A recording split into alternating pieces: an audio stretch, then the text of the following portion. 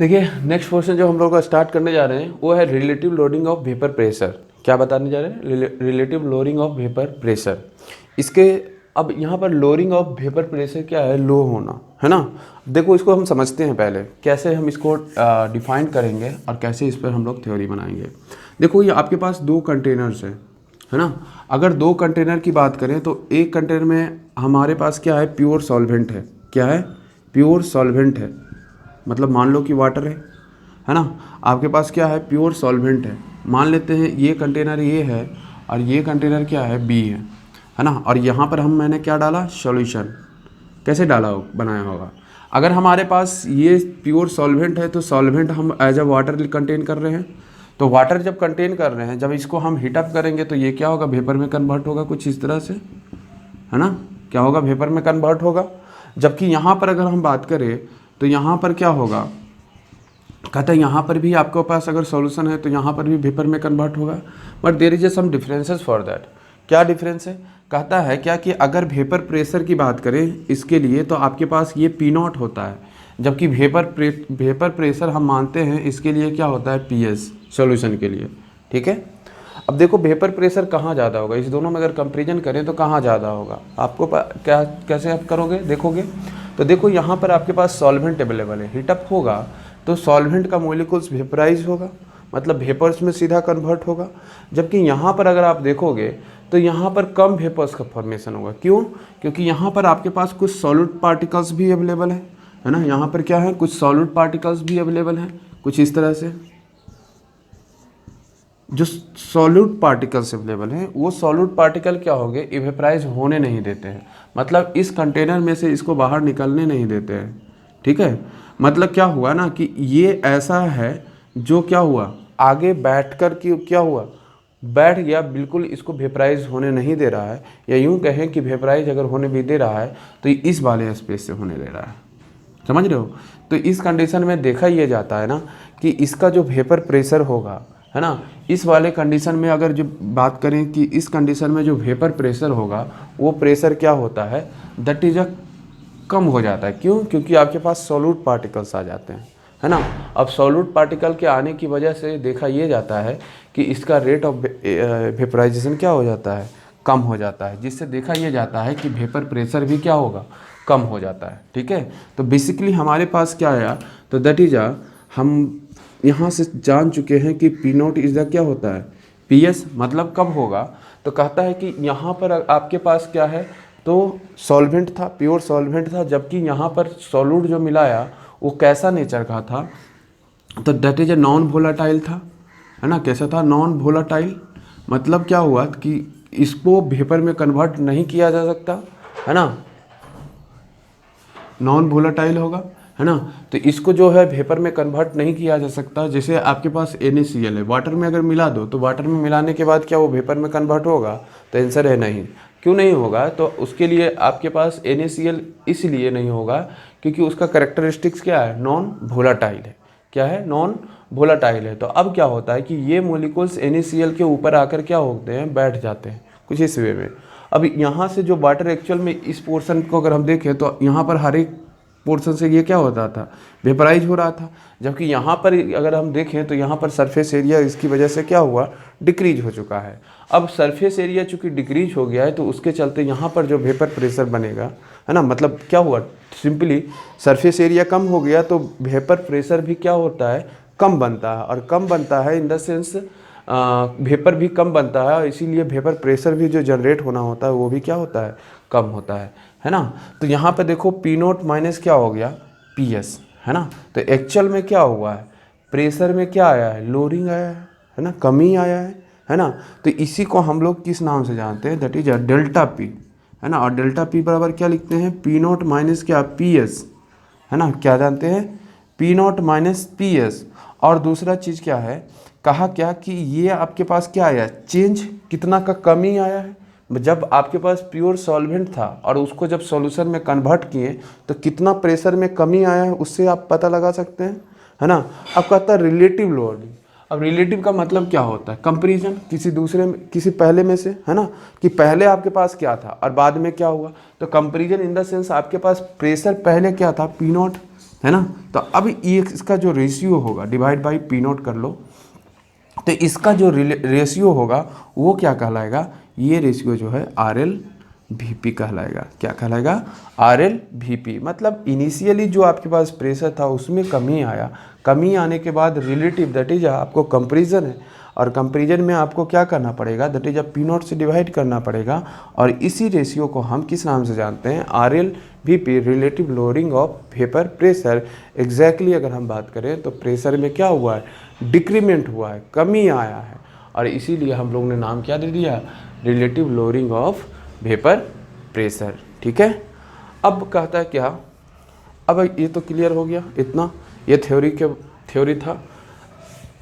अब इसके बाद आता है रॉल्स लॉ, है ना, लिखेंगे रॉल्स लॉ। ठीक है। अगर रॉल्स लॉ की बात करें, रॉल्स लॉ की बात करें तो उन्होंने एक सिंपल सा स्टेटमेंट दिया, है ना, प्रैक्टिकली था क्या, तो चलो बेटा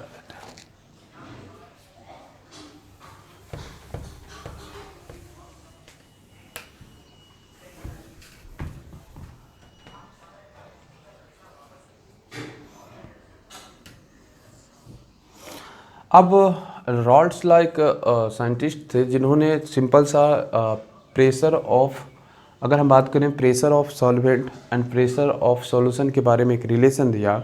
उन्होंने बोला क्या, पहले हम उनका रिलेशन देख लेते हैं। रॉल्स लॉ क्या उन्होंने कहा क्या, द प्रेशर ऑफ सॉल्यूशन, क्या बोला, the vapour pressure of solution is the क्या, द प्रोडक्ट ऑफ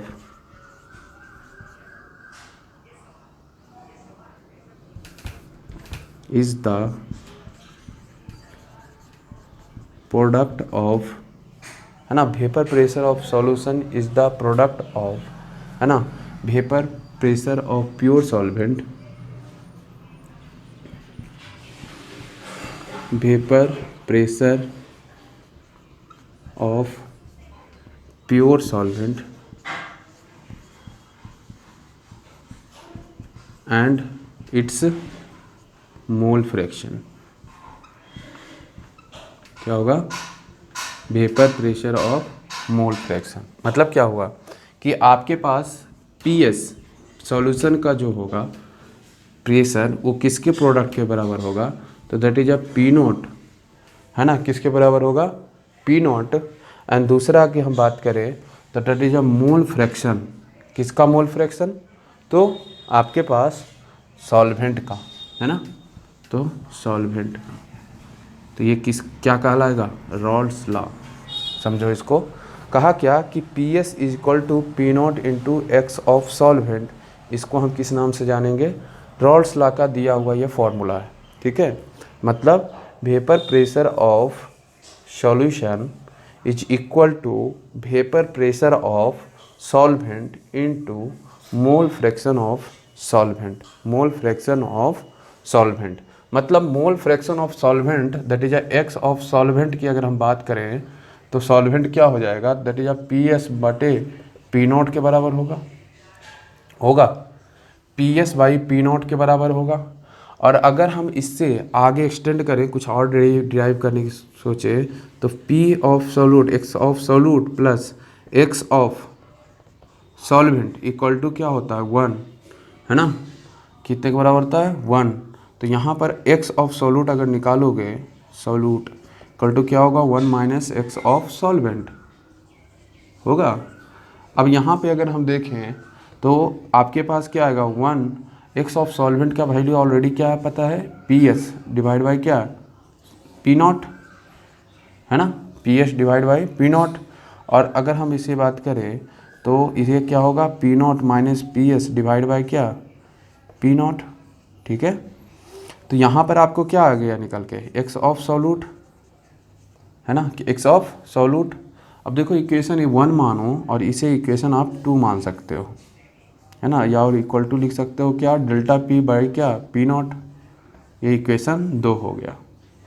अब क्या करो, इक्वेशन 2 डिवाइड बाई इक्वेशन 1 कर दो। तो अगर करोगे तो आपके पास क्या आएगा, तो एक्स ऑफ सोल्यूट, है ना, क्या होगा, delta P by P not, है ना, डिवाइड बाई कितना होगा, तो x of solvent, x of solvent that is कितने के बराबर होगा, P S by P not.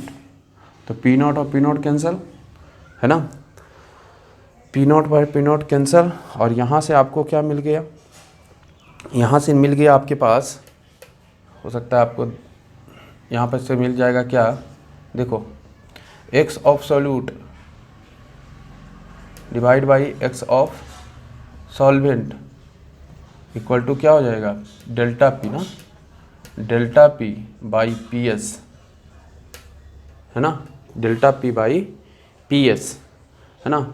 इसको आप दूसरे तरीके से और भी डिराइव कर सकते हो। जैसे सिंपल सा कहता है क्या, कि आपके पास ये वाला पहलू कितना आ गया, मोल फ्रैक्शन क्या होता है, मोल फ्रैक्शन आपके पास हो जाएगा number of moles of solute, है ना, कितना होगा, दैट इज सोल्यूट का, हो ना, और डिवाइड बाई क्या कर सकते हो, number of mole of solvent equal to क्या होगा, delta P by P S, है ना। मतलब ये इसके बराबर भी हो जाएगा, किसके बराबर, तो आपके पास एक्स ऑफ सोल्यूट, है ना, divide by X of solvent, है ना, ये डेल्टा पी के बराबर आएगा। तो यहाँ से एक फॉर्मूला डिराइव हो गया है जो आपको कहाँ पर यूज होगा, एग्जाम्पल्स में, है ना। कुछ क्वेश्चन जब हम उसे करेंगे तो वहाँ पर आपको जाकर यूज होगा, ठीक है। तो हम नेक्स्ट लोग क्वेश्चन करते हैं। देखिए इस क्वेश्चन में क्या कह रहा है कि 60 ग्राम ऑफ यूरिया है ना, 60 gram of urea dissolve with 100 gram of H2O, है ना। आपके पास क्या कह रहा है, दैट इज अ यूरिया जो है आपके पास 60 ग्राम है, मास ऑफ यूरिया, है ना। तो यूरिया आपके पास कितना है, मास ऑफ यूरिया,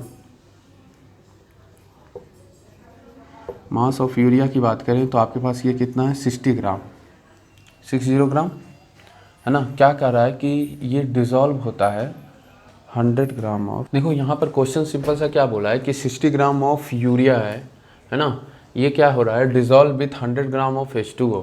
तो मतलब मास ऑफ यूरिया दिया हुआ है आपका, मास ऑफ यूरिया कितना है, 60 ग्राम है ना। अगर हम बात करें मास ऑफ H2O, तो मास ऑफ H2O आपके पास कितना है, वो है आपके पास 100 ग्राम, कितना है, 100 ग्राम है। अब कह रहा है कि calculate the vapour pressure of solution, क्या कर रहा है, वेपर प्रेशर ऑफ सॉल्यूशन, मतलब आपके पास पीएस का वैल्यू क्या कर रहा है, निकालिए कितना होगा। अब देखो यहाँ पर आपको क्या करना पड़ेगा, सिंपल सा जो लास्ट फार्मूला हम लोग ने ड्राइव किया था, है ना, किस फॉर्म में, वेपर प्रेशर के फॉर्म में। तो देखो यहाँ पर हम लोग क्या किए थे, डेल्टा पी अपॉन क्या, पी एस इक्वल टू क्या था आपके पास, एक्स मोल, है ना, नंबर ऑफ मोल्स ऑफ किसका, सोल्यूट, और divide by number of moles of किसका, सॉल्वेंट, ठीक है, ये था।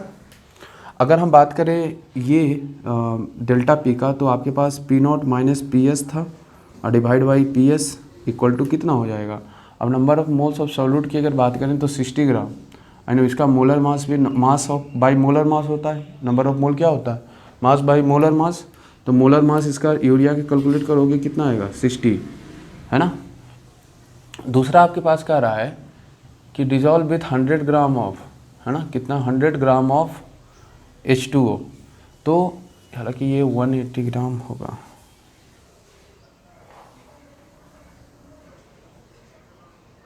ये आप लिख लीजिए 180 ग्राम, है ना, 180 ग्राम ऑफ क्या,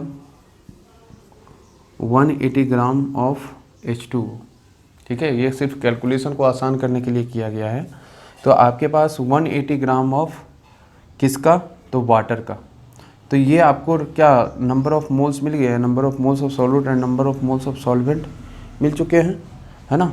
अब देखो आपके पास पी नोट का वैल्यू दिया हुआ है, कितना होता है स्टैंडर्ड कंडीशन में, दैट इज 24 होता है है ना। तो अब आपके आप यहाँ से फाइंड आउट कर सकते हो। तो मतलब क्या हो गया 24 minus P S divide by क्या पी एस इक्वल टू क्या हो गया 1 डिवाइड बाई 10 होगा। तो अब यहाँ से आप कैलकुलेट करोगे तो कितना आ जाएगा, कैलकुलेट करो 240 minus 10p P S equal to कितना हो जाएगा पी एस। तो आपके पास कितना आ गया, तो ये कितना हो जाएगा, इधर जाएगा तो 11 पी एस इक्वल टू 240, है ना। 11 पी एस इक्वल टू 240। तो पी एस का वैल्यू कितना आ जाएगा 240 डिवाइड बाई कितना 11, ठीक है। कितना में आएगा आपको टावर में आ जाएगा। तो ये सॉल्यूशन का आपको प्रेशर आ गया, ठीक है। प्रेशर का सॉल्यूशन का आपको जो प्रेशर आ गया फाइनली, इसके पास जो प्रेशर रहेगा ये 240 डिवाइड बाई 11 के टर्म में होगा, ठीक है। इसको आप डिवाइड करके फाइनल निकाल सकते हो, ठीक है।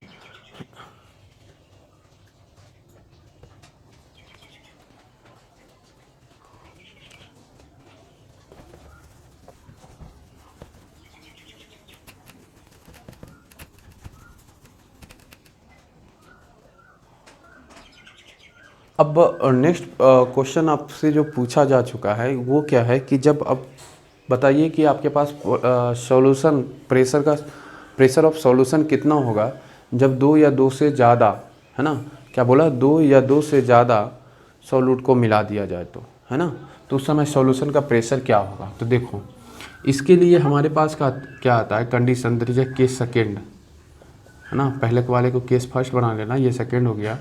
वेन आपके पास क्या होता है वेन 2 और मोर देन, उस समय कितना था मात्र एक सॉल्यूट मिला रहा था ना, या यूरिया मिला रहा था या NaCl करके ऐसे करके। वेन 2 और more than 2 solute are dissolved, when 2 or more than 2 solute are dissolved in कहाँ पे आपके पास कहता है in solution। तो उस कंडीशन में आपके पास प्रेशर ऑफ सॉल्यूशन क्या होगा उसको कैलकुलेट करना है। तो हमें पता है क्या डेल्टा पी अपॉन क्या होता है P S equal to number of mole of किसका सॉल्यूट का, है ना, divide by number of moles of किसका सॉल्वेंट का। अच्छा इस केस में आपके पास जब सॉल्यूट आएगा ना तो आपको इस बात पे अगर ये थ्योरेटिकल होगा, अगर ये सॉल्यूट थ्योरेटिकल होगा तो आपको क्या करना पड़ेगा आई से मल्टीप्लाई करना पड़ेगा, है ना। तो इसे आप जनरलाइज टर्म में भी लिख सकते हैं N1 I1 plus N2 I2, है ना, प्लस आगे भी जा सकता है अगर नंबर ऑफ सॉल्यूट्स क्या है ज़्यादा है तो डिवाइड बाय क्या N ऑफ सॉल्वेंट, है ना, बटे क्या है डेल्टा पी अपॉन क्या P S, delta P upon P S, ये फॉर्मूला निकल के आया, ठीक है। अब क्वेश्चन करेंगे, एक आसान सा क्वेश्चन करेंगे, इसके ऊपर से लिखेंगे क्या कह रहा है आपको। इस क्वेश्चन को देखिए, कह रहा है 6 gram of urea and 5.85 gram of NaCl, है ना।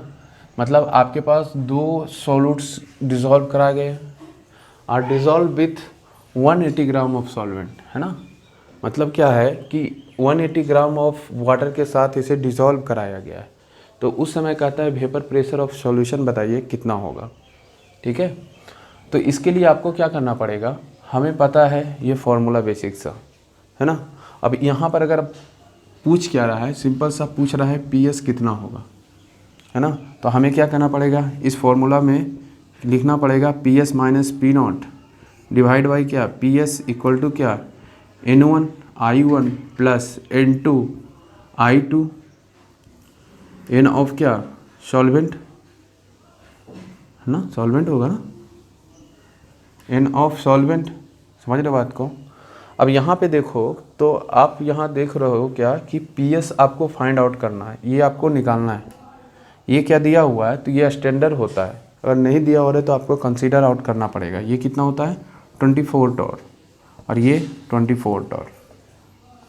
अगर नंबर ऑफ मोल N1 की बात करें तो ये आपके पास यूरिया है है ना। तो N1 को अगर हम कैलकुलेट करें तो N1 क्या हो जाएगा, मास बाई मोलर मास। मास कितना है इसका 6 ग्राम और मोलर मास 60, दैट इज कितना आ गया 1/10।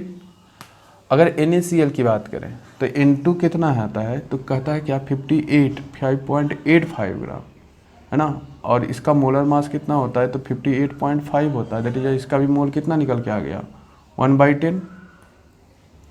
अगर यूरिया का आई कैलकुलेट करोगे तो ये तो वाटर में जाने के बाद टूटता नहीं है, बट ये क्या होता है, आपको NaCl 2 भाग में टूट जाता है। पहले भी हम लोग डिस्कस कर चुके हैं इसे, है ना, ज़रूरत नहीं है।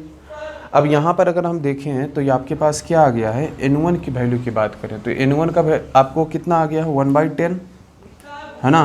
कितना आ गया 1/10 इंटू 1 प्लस N2 की बात करें तो N2 का वैल्यू कितना आया हुआ है 1/10 और आपके पास I का वैल्यू कितना हो गया 2। अब अगर हम बात करें N ऑफ सॉल्वेंट, किसकी बात करें, सॉल्वेंट का, तो N ऑफ सॉल्वेंट की बात करें तो आपके पास वो कितना आएगा 180 डिवाइड बाई क्या 180, दैट इज 1 मोल, है ना। अब देखो इक्वल टू का साइन यहाँ पे लगेगा। अभी देखो यहाँ पर PS है, PS माइनस 24 डिवाइड बाई कितना 24। अब इसको सिंपली कैलकुलेट कर लेना है ना। कैलकुलेट करोगे तो कितना आएगा, देखो 1/10 प्लस 1/5, चलो 2/10 ही डालने दो, है ना। 2/10 डिवाइड बाई कितना आ जाएगा 1 इक्वल टू, तो PS माइनस 24 डिवाइड बाई 24 कितना हो जाएगा, ये 3/10, है ना। कितना आ जाएगा 3/10 आ जाएगा। और ये क्या आ जाएगा PS माइनस 24 डिवाइड बाई 24, ठीक है। तो ये आ जाएगा 72 इक्वल टू 10 PS माइनस 240, है ना। ये इधर आएगा तो जुटिएगा, तो ये कितना आ जाएगा 2, है ना, 1 एंड ये 3 इक्वल टू 10 PS। और तो PS का वैल्यू कितना आ जाएगा निकल के 31.2 टॉर।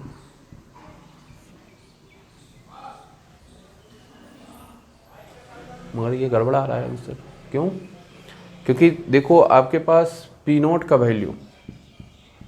वैल्यू कितना है 24 टॉर। अब सॉल्यूट मिलाया तो इसका प्रेशर तो कम आना चाहिए ना, है ना। प्रेशर क्या होना चाहिए, कम आना चाहिए। फॉर्मूला पे बेस्ड है, क्या है, कहता है क्या 6 gram of urea and 5.85 gram of NaCl है। ये डिज़ोल्व होता है किसके साथ 180 ग्राम ऑफ H2O के साथ होता है ना। तब उस समय कहता है कि find the vapour pressure of solution, मतलब PS का वैल्यू ये फाइंड आउट करने के लिए कह रहा है, ठीक है। तो देखो यहाँ पर आपके पास क्या करना पड़ेगा, पहले आपके पास 2 सॉल्यूट्स हैं, है ना, 2 सॉल्यूट हैं, इसका मतलब N1 और N2 तक ही जाएगा लास्ट फॉर्मूला के अनुसार, ठीक है। तो आपके पास ये डेल्टा P बटे PS, है ना, N1 I1 N2 I2 बटे N सॉल्वेंट होगा। अगर हम डेल्टा P की बात करें तो डेल्टा P क्या होता है, तो P0 minus PS divide by क्या PS, है ना। अब N1 की बात करें तो N1 कितना आएगा, देखो हम लोग कैलकुलेट कर लेते हैं N1 का वैल्यू। तो N1 आपके पास आएगा मास बाई मास कितना दिया हुआ है 6 ग्राम बटे 60, दैट इज 0.1 के बराबर, मोल के बराबर आएगा। अच्छा N2 की बात करें तो आपके पास 5.85 है और इसका मोलर मास कैलकुलेट करोगे NaCl का तो कितना आएगा 58.5, दैट इज कितने मोल के बराबर 0.1 मोल के बराबर आएगा। अब क्या कह रहा है कि आपके पास that is N of solvent calculate कर सकते हो। देखो अब दूसरा कैलकुलेशन आता है I का बात, तो I का वैल्यू यूरिया के लिए कितना होता है 1, है ना, क्योंकि वो डिज़ोल्व होने के बाद टूटता नहीं है। तो आपके पास I का वैल्यू 1, जबकि NaCl क्या होता है, NaCl पता होगा कि NaCl Na प्लस और दूसरा Cl माइनस में टूटता है। तो आपने 1 मोल लिया और 1 मोल कितना हो गया 2 मोल हो गया। इसका मतलब I का वैल्यू यहाँ पर आपको कितना देखने को मिल रहा है 2 देखने को मिल रहा है, ठीक है। अब देखो N1 की अगर हम बात करें तो N1 कितना आ गया 0.1 एंड I1 की बात करें तो I1 कितना है 1 प्लस N2 की बात करें तो कितना है 0.1 इंटू कितना 2 के बराबर। अब N ऑफ सॉल्वेंट कैसे डिवाइड ये कैलकुलेट करोगे 180 ग्राम और H2O का कितना होता है 18 होता है ना। तो 118 80 डिवाइड बाई कितना 18 आएगा। अच्छा, अगर हम पी नोट की बात करें तो पी नोट 25 टॉर मिला हुआ है ऑलरेडी, तो ये वैल्यू कितना मिला हुआ है 24 टॉर। इसका मतलब यहाँ से कैलकुलेट करेंगे तो पी एस मिल जाएगा, है ना। तो आपके पास 24 minus P S divide by क्या पी एस इक्वल टू कितना होगा 0.1 प्लस 0.2, है ना, डिवाइड बाई कितना तो 10 होगा। अगर आप यहाँ से कैलकुलेट करोगे तो ये कितना आ जाएगा, देखो ये कितना आएगा, तो ये हो गया 240 minus 10 P S equal to 0.3 P S होगा, है ना, 0.3 पी एस। अब यहाँ से कैलकुलेट करोगे तो उधर plus 1.3 P S equal to कितना, ये हो जाएगा कितना 10.3 ना, 10.3 पी एस इक्वल टू कितना 240। अब यहाँ से आप पी एस कैलकुलेट कर सकते हो, है ना, कितना आ जाएगा। अगर कैलकुलेट करोगे तो ये देखो पी एस कितना आ जाएगा 240 डिवाइड बाई 10.3। इसका मतलब क्या हुआ कि यहाँ पर अगर ये 10 होता तो एग्जैक्टली 24 होता, मगर 0.3 भी है तो ये 24 से क्या होने वाला है, लेस होने वाला है ना। जो एग्जैक्टली आपको बता रहा है कि क्या आपके पास जो सॉल्वेंट था, है ना, अब सॉल्यूशन बनाया तो उससे प्रेशर क्या हुआ, डिक्रीज कर गया। इससे भी समझ में आ रहा है ना। तो एग्जैक्टली आपको ये क्या है आएगा आंसर में टॉर में आ जाएगा, ठीक है। तो इस तरह से आपने फाइंड आउट कर लिया किसका प्रेशर, तो पी एस का, ठीक है।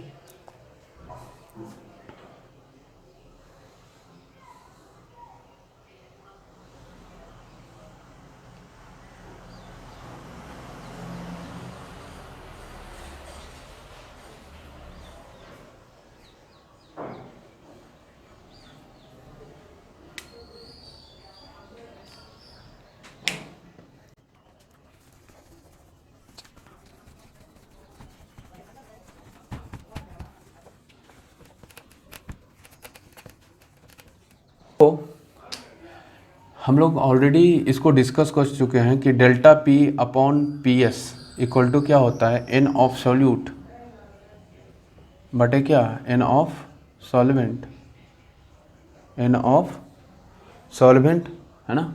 अब देखो delta P upon P S है, ये किसके बराबर है, N of solute by N of solvent, है ना। इसको हम क्या दूसरे फॉर्म में हम कन्वर्ट करने जा रहे हैं, इसको ध्यान से देखिएगा। कहा क्या रहा है कि एन ऑफ सॉल्यूट को रहने देते हैं, क्या इसको मास ऑफ सॉल्वेंट, है ना, मास of solvent divide by molar mass, am not लिख देता हूँ, किसका, सॉल्वेंट का, लिख सकता हूँ, है ना। अब देखो नेक्स्ट हम क्या करने वाला है, N of solute into molar mass of solvent divide by क्या होगा, मास ऑफ, है ना, यहाँ पर स्मॉल एम से डिनोट कर देते हैं, मास ऑफ सॉल्वेंट हो सकता है। अब बताओ कि अगर आप मास ऑफ सॉल्वेंट यहाँ देखोगे ध्यान से तो ग्राम में होगा या केजी में होगा। तो देखो जब हम नंबर ऑफ मोल सॉल्व करते हैं कैलकुलेट, तो एक्चुअल में क्या रखना पड़ता है, मोलर मास भी ग्राम में रखते हैं और ऊपर वाला भी मास भी क्या होता है, ग्राम में होता है। तो इसका मतलब ये हुआ कि यहाँ पर जो मास ऑफ सॉल्वेंट होगा वो किस में होने वाला है, ग्राम में। किस में होने वाला है, ग्राम में। अगर हम बात करें नेक्स्ट पॉइंट का, तो आपको क्या है, N of solute into molar mass of solvent, अगर आपको इसको केजी में कन्वर्ट करना है तो क्या करोगे। तो देखो उसके लिए टेक्निक मैं अपना रहा हूँ, क्या ऑलरेडी मैथ में आपने देखा होगा। देखो यहाँ पर हम लोग क्या कर रहे हैं, 1000 से मल्टीप्लाई कर रहे हैं और 1000 से डिवाइड कर रहे हैं, कर सकते हैं। अब यहाँ पर आपको क्या है, इन ग्राम में है, तो इसको अगर डिवाइड करेंगे तो क्या होगा, केजी में हो जाएगा, होगा या नहीं होगा। अब देखो अगर यह इसको आपने कैलकुलेट किया होगा तो N of solute into molar mass of solvent divide by कितना आ गया, तो ये मोलर मास क्या आ गया, सॉरी मास ऑफ सॉल्वेंट किस में होगा, इन केजी, और इनटू क्या हो जाएगा 1000 होगा, कोई दिक्कत नहीं है, इतना हो गया। अब आपने क्या किया है, अब इसको ध्यान से देखो तो number of moles of solute और डिवाइड बाय सॉल्वेंट क्या कहलाता है, क्या कहलाता है, मोलरिटी, क्या कहलाता है, मोलरिटी। तो मोलरिटी किसको आप डिनोट करते हो, स्मॉल m से, है ना, इनटू मोलर मास ऑफ किसका, सॉल्वेंट का, डिवाइड बाय क्या 1000 इक्वल टू क्या हो जाएगा, डेल्टा P अपॉन PS।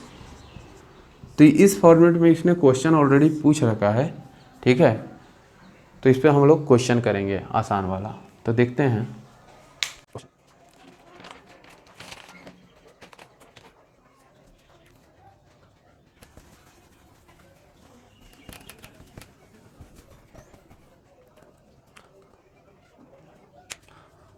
था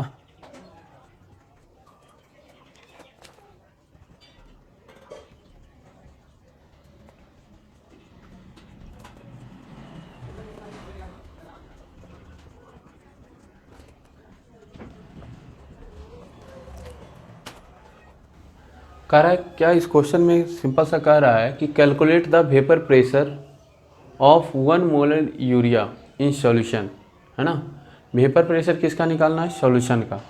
कितना आपको वेपर प्रेशर ऑफ सॉल्यूशन होगा जब 1 मोलर यूरिया लिया जाएगा, है ना। कॉन्सेंट्रेशन क्या लिया जाएगा, 1 मोलर यूरिया, है ना।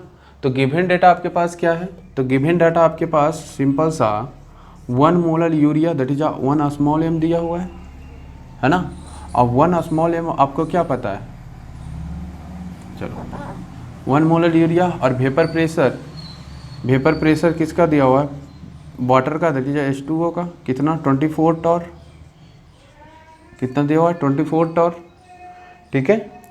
तो अब बताइए कि कैलकुलेट द वेपर प्रेशर आपको कह रहा है, तो उस केस में आपको ये वाला फॉर्मूला लगाना पड़ेगा, है ना। अच्छा, यहाँ सॉल्वेंट के बारे में कोई डिस्कशन नहीं किया है, तो सॉल्वेंट अगर हम डिस्कशन नहीं करें, नॉर्मली क्वेश्चन में अगर नहीं डिस्कस करें, तो आपको क्या करना पड़ेगा, solvent in the sense water को कंसीडर करना पड़ता है। किसको कंसीडर करना पड़ेगा, वाटर को। अब देखो यहाँ पर अगर आप करोगे तो यहाँ पर क्या आएगा, P0 minus PS divide by क्या, PS इक्वल टू क्या, मास, जैसे मोलरिटी है ना, इस फॉर्म में दिया हुआ है ना, इनटू मास ऑफ सॉल्वेंट, और मास ऑफ सॉल्वेंट कितना होगा, वाटर का, दैट इज 18 बाई क्या 1000। और यहाँ से अगर कैलकुलेट करोगे तो ऑलरेडी आपको P0 का वैल्यू दिया हुआ है ना 24 टॉर, तो PS का वैल्यू मिल जाएगा। करते हैं कैलकुलेट, तो देखो 24 torr minus PS divide by क्या PS इक्वल टू कितना आ गया 18 बाई क्या 100, ठीक है। तो यहाँ पर अगर हम देखें तो ये आपके पास क्या आ गया 2400 माइनस कितना हो गया 100 PS इक्वल टू क्या 18 PS होगा। अगर हम यहाँ पे देखें तो आपके पास ये कितना आ गया 118 PS इक्वल टू कितना 2400, तो PS का वैल्यू कितना निकल के आ गया 2400 डिवाइड बाई 118, है ना, कितना आ गया 2400 डिवाइड बाई 118, ये किसका वैल्यू है, PS का, ठीक है। ये किस में आ जाएगा, टॉर में, ठीक है। तो ऐसे कैलकुलेट कर सकते हो। नेक्स्ट क्वेश्चन कीजिए। तो हम लोग नेक्स्ट क्वेश्चन करेंगे इसे।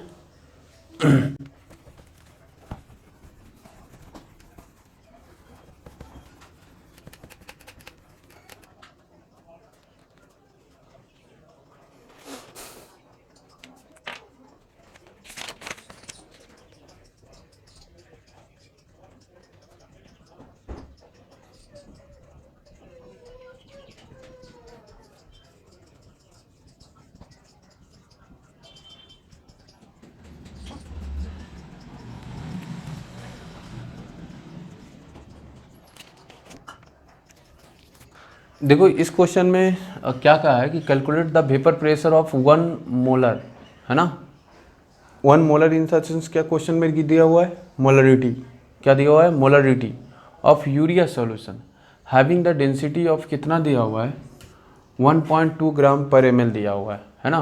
तो आपके पास मोलरिटी दिया हुआ है ना, तो मोलरिटी अगर दिया हुआ है ना, और आपको क्या कह रहा है, वेपर प्रेशर निकालिए, वो भी सॉल्यूशन का, कैसे आप निकालोगे।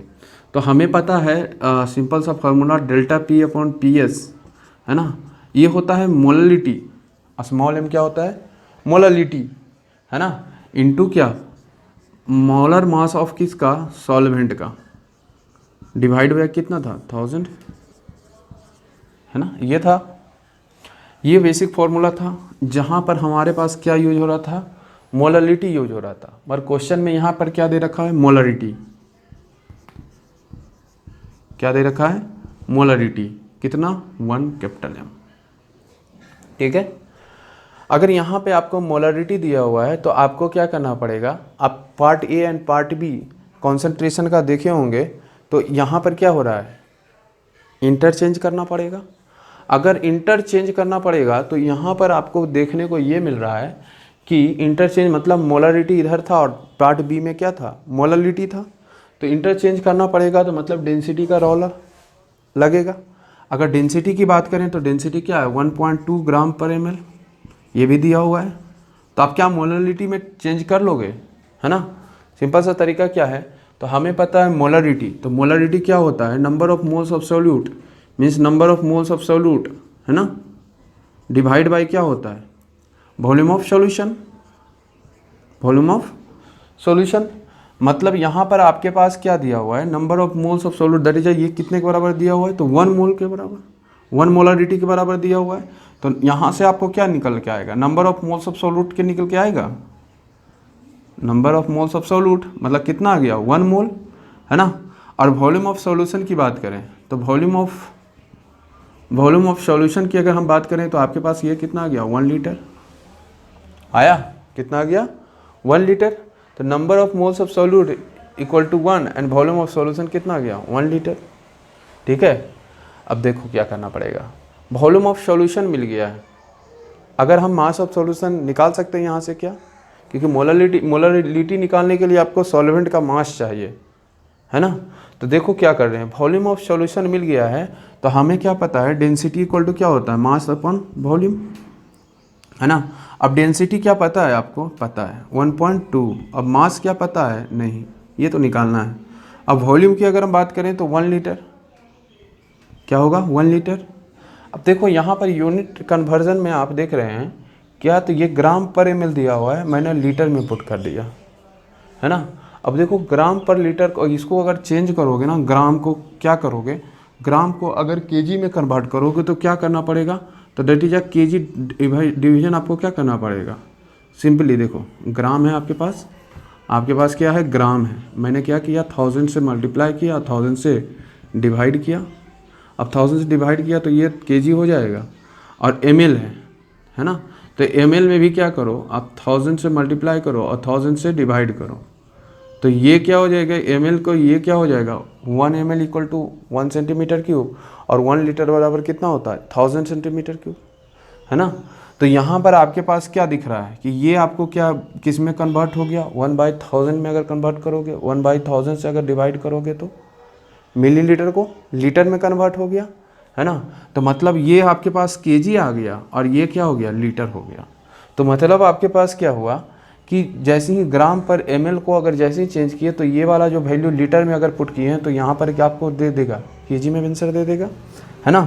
तो अगर आप देखोगे केजी में तो आपके पास क्या आ जाएगी, दैट इज 1.2 केजी, या ग्राम में भी आप चेंज कर सकते हो। जिनको नहीं ये वाला पोर्शन समझ में आया तो वो क्या कर सकते हैं, आपके पास 1 ग्राम पर ml दिया हुआ है ना, तो आप मास जस का तस कर दो और ये 1 लीटर को क्या कर दो, वॉल्यूम को चेंज कर लो, और 1 लीटर वॉल्यूम बराबर क्या होता है, 1000 सेंटीमीटर क्यूब, और ये 1000 आपको पता है कि 1 सेंटीमीटर क्यूब बराबर कितना होता है, 1 ml होता है। अब 1 सेंटीमीटर क्यूब बराबर 1 ml हो गया, और आपको क्या पता है कि 1 लीटर बराबर 1000 सेंटीमीटर क्यूब, मतलब 1 लीटर बराबर कितना आ गया, 1000 ml, है ना, आ गया। तो यहाँ पर आप क्या पुट कर दो, सिंपल सा 1200 क्या कर दो, 1200 आपको हो जाएगा क्या, इन मिलीलीटर में हो जाएगा, है ना। तो मास आपके पास यहाँ पर क्या आ जाएगा, ग्राम में आ जाएगा। तो 1200 आपको क्या आ जाएगा, तो सॉरी ये 1000 होगा ना, ये 1000 होगा, ये 1.2 होगा, है ना। तो आपके पास अगर मास कैलकुलेट करें तो ये मल्टीपल 1.2 इंटू 1000 दैट इज कितना हो गया, 1200 क्या ग्राम, है ना। मतलब आपके पास मास ऑफ सॉल्यूशन मिल चुका है 1200 ग्राम, ठीक है। अब देखो अगर हमारे मास ऑफ सॉल्यूट पता हो जाए तो सॉल्यूट आपके पास नंबर ऑफ मोल्स कितने हैं 1, और वो सॉल्यूट क्या है, यूरिया, है ना। तो नंबर ऑफ मोल्स क्या होता है, नंबर ऑफ मोल्स होता है मास अपॉन मोलर मास। क्या मास यहाँ से फाइंड आउट हो सकता है, एग्जैक्टली 1, और मोलर मास इसका कितना होता है यूरिया का 60, है ना। तो मास कितना आ गया 60 ग्राम, 60 ग्राम।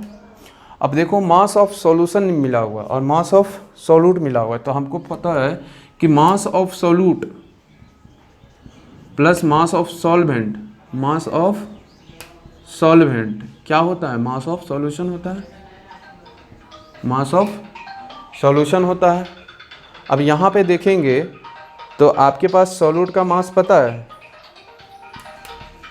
अब मास ऑफ क्या होगा सॉल्वेंट, अब सॉल्यूशन का कितना मास है 1200, कितना मास है 1200। तो मास ऑफ सॉल्वेंट यहाँ से मिल जाएगा, कितना हो जाएगा एक मास ऑफ सॉल्वेंट, है ना, कितना आ जाएगा आपको 1140 आ जाएगा ग्राम में, आ गया। अब क्या कह रहा है 1140 आ गया, इसका मतलब अगर केजी में कन्वर्ट करोगे तो 1.14 केजी आएगा। अब देखो यहाँ पर आपको क्या कह रहा है, सिंपल सा यहाँ पर कह रहा है कि आपको पीएस निकालना है। तो आपको पता है P naught minus P S divide by क्या होगा, पी एस इक्वल टू क्या, मोलरिटी निकालना है ना। तो मोलरिटी अगर आपको निकालना है तो आपको क्या करना पड़ेगा, number of moles of solute, है ना, और number of moles of solute कितना है 1, और इसको अगर केजी में कन्वर्ट कर दोगे, ये सॉल्वेंट का क्या मास, तो कितना आ जाएगा 1.14, कितना आ जाएगा 1.14 आएगा। उसके बाद अगर हम सॉल्वेंट की बात करें तो mass, molecular mass of solvent consider नहीं है, तो कितना आएगा 18, है ना, और डिवाइड बाई कितना आ जाएगा, दैट इज 1000, ठीक है। अच्छा यहाँ पर आपके पास किसका दिया हुआ है, वेपर प्रेशर। तो एग्जैक्टली अगर हम वेपर प्रेशर की बात करें तो आपके पास सॉल्वेंट का दिया हुआ है, और सॉल्वेंट का वेपर प्रेशर कितना आ गया 24, ठीक है। तो यहाँ से आप पीएस का वैल्यू कैलकुलेट कर सकते हो, ठीक है। तो इस तरह से एक अच्छा सा प्रॉब्लम था जिसमें इंटरचेंजेबिलिटी आता है, और जितना भी कंपटीशन एग्जाम है इंटरचेंजिंग का प्रॉब्लम पूछा ही पूछा जाता है, इसलिए इस पार्ट को आप ज़रूर स्ट्रॉन्ग कीजिए जैसे भी हो, है ना। 2 बार बनाना पड़े, सेम प्रॉब्लम को आप प्रैक्टिस करना पड़े कीजिए, है ना। नहीं तो एक्स्ट्रा पीपीटीज बुक्स वगैरह होते हैं उसको आप लगाइए, है ना, तो उससे आपका स्ट्रॉन्ग होते चला जाएगा, ठीक है। Thank you.